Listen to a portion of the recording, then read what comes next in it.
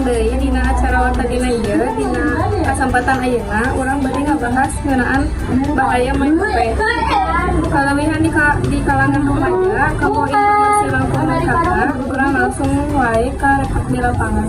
Nuhun atur nuhun kaayaan ayeuna nunjukkeun yen loba remaja nu nyaepkeun waktosna pikeun main HP, boh pikeun kaulinan media sosial, boh nonton video sambil lila pisan. Naon wae pengaruh goreng tina basket.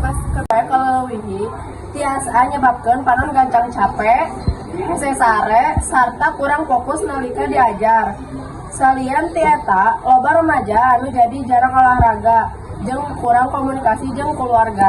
Tas wae itu tiasa mengaruhan kahirupan sapoe para remaja. Leres pisan, dina pamadegan abdi bade kedah langkung bijaksana dina nggunakeun HP, sarta tiasa ngatur waktos kalayan hade. Nuhun hatur nuhun kana laporana mugiawan abdi tiasa janten pangaliling urang sadayana supaya terkendali dina main HP. Hatur nuhun kana para hatosanana. Wassalamualaikum warahmatullahi wabarakatuh.